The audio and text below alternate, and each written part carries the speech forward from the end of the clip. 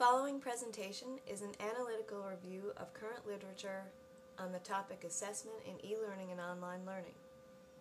Assessment for e-learning and online learning can be defined as the process of evaluating progress in the e-learning environment. According to Nakayama and Yamamoto, online learning refers to one venue for e-learning that continues to expand. Since online educational environments differ from the conventional learning environment, there is a necessity for transition, particularly in areas of assessment. Innovative learning tools and new assessment approaches must be adapted. Assessment for e-learning is central to education as it shapes curriculum and student learning.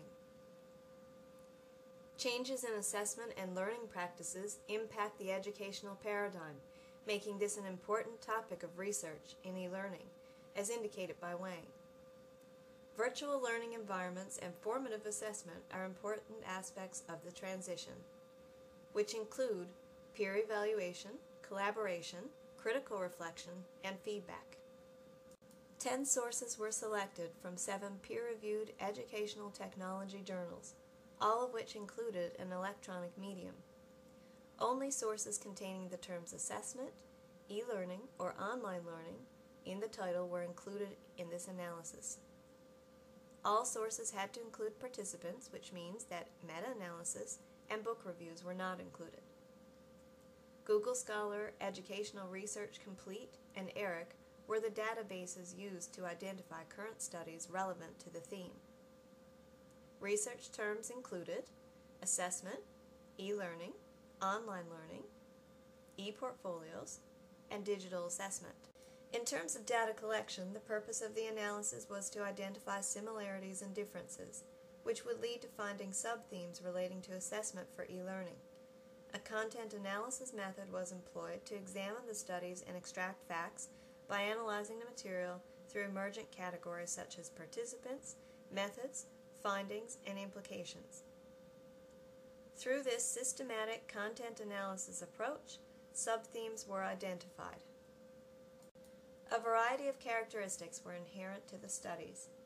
Participants consisted primarily of university students, with only one study that involved high school students, and one other study that included students in 7th grade. In all studies, the number of participants ranged from 20 to 184. Of the university participants, the majority were studying education, and other contexts included sport and exercise, media, psychology, physics, and technology. The 7th grade participants were studying science, and the high school participants were taking technology. The most common format of course delivery for all studies was an online approach, with just 2 studies that followed a blended learning approach. Findings in this analysis revealed 4 major sub-themes: a need for a culture shift, technology benefits and challenges, effective learning and assessment strategies, and the importance of self-regulation. As learning environments change from conventional to e-learning, a culture shift for both teachers and students becomes necessary. Teachers have to adjust their teaching practices to reflect the needs of learners in a changing culture, as well as the changing dynamics presented in technology. Assessment, then, must reflect the changes and move toward a learner-centered, task-based approach, using innovative tools such as e-portfolios. Students must also adapt to culture shift. Luchman et al. Noted that the use of e-portfolios has shifted traditional assessment. Students engage in critical reflection and collaboration. Learners collect artifacts, and both peers and teachers provide feedback, representing formative assessment through peer assessment and e-moderating. Self-regulation becomes particularly important as well, as students need to be more responsible for their own learning. Purvis, Aston, Bannister, and Helm reported that students' inexperience with online communication impacts their confidence in contributing. This inexperience caused difficulty for students transitioning to the e-learning environment. It was also found that when teachers chose not to moderate the e-learning environment, student participation lessened. both teachers and students must adapt their practices to reflect the culture shift. Support and a willingness to change are fundamental requirements for successful e-learning implementation. Another recurring theme in the analysis is that technology has both benefits and challenges.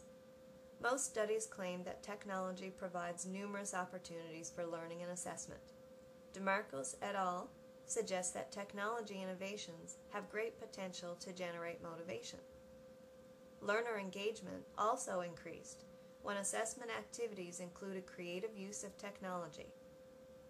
Purvis et al. Acknowledged that benefits of increased access to information, ease of communication, and peer-driven assessment result from technology integration. However, challenges are also noted regarding access to efficient technology and issues with internet connection. According to Crawford and McKinsey, location of students' residence might mean problems with internet connection that impact their self-assessment. A lack of proficiency with technology for some teachers and students presented as another challenge for e-learning. Effective learning and assessment strategies emerged as another theme. Formative assessment is the most commonly used type of assessment described in the studies presented. Implementing innovative tools like e-portfolios lead to effective strategies such as peer assessment, self-assessment, and feedback, which offer diverse views, fosters critical thinking, and cognitive awareness. Exchange of feedback between students and facilitators help develop skills in analysis, synthesis, and evaluation. Formative assessment promotes deep learning, collaboration, and critical reflection. A final theme that emerged through this analysis is the importance of self-regulation in e-learning.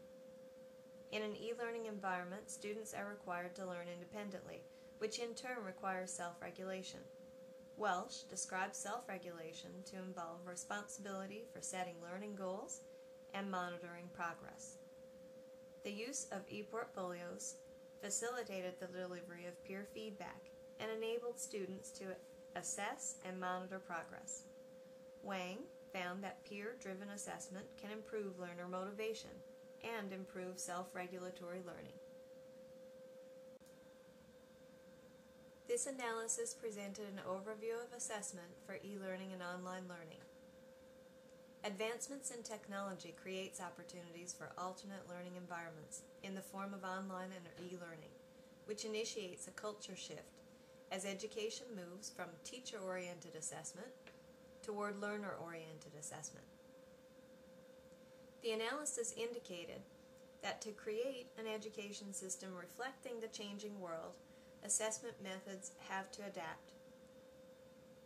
This transition involves innovative methods using formative assessment that is peer-based and self-based. Formative assessment involves effective course design, linking activity and tools to meaningful assessment tasks. Collaboration is important as both students and teachers participate in providing and exchanging critical feedback. As Armelini and Agbio conclude, active knowledge construction results when effective course design is combined with clearly stated benefits and e-moderation. Although much of the evidence presented from this analysis revealed positive aspects of assessment practice in e-learning, there are challenges also important to consider. Technical issues such as poor internet connection, lack of computer literacy, lack of access to efficient technology, and inadequate technology proficiency are identified as possible deterrents for effective student involvement in e-learning. Findings imparted from the 10 sources suggest that assessment is central to effective e-learning implementation. The potential to motivate and enhance student achievement is evident. E-learning implementation involves a change in culture and is most successful when course design includes formative assessment. Peer assessment and feedback are essential strategies in assessment for learning. continuous support and e-moderation from facilitators is critical in providing a successful experience in e-learning. Studies in this analysis implicate that essential to the effectiveness of e-learning and online learning is in the provision of support. Timely, quality feedback as well as continuous e-moderating and collaboration is required of teachers as they facilitate e-learning and assessment. A number of studies emphasize the importance of achieving a shift in the culture of assessment and learning. As Nakayama and Yamamoto suggested, effective support procedures to aid in the transitioning process need to be developed. Implications suggest that peer assessment is most effective when facilitators moderate and offer timely quality feedback. Caution is advised to incorporate strategies that promote self-regulation. And as suggested by Chang and Tsai, the topic of anonymity and peer assessment, as well as participants' emotional response, could require future research. In terms of limitations for this analysis, it should be noted that most of the studies presented data from the perspective of students. Only one study focused on the perspective of teachers. Most studies involved university students, with one study including 7th graders and one of high school students. None of the studies provided insight into assessment and e-learning within the primary elementary sector. It is a boundary that restricts findings. Another limitation of this analysis is the depth of themes. For instance, there were only 2 studies that focused on self-regulation and 2 that focused on e-portfolios. A more in-depth look at either of these themes would have narrowed the research to allow a closer understanding of either theme. The majority of findings in the presented studies are based on relatively small samples, making generalizability a limitation as well. The following references include sources used for this analysis. Thank you.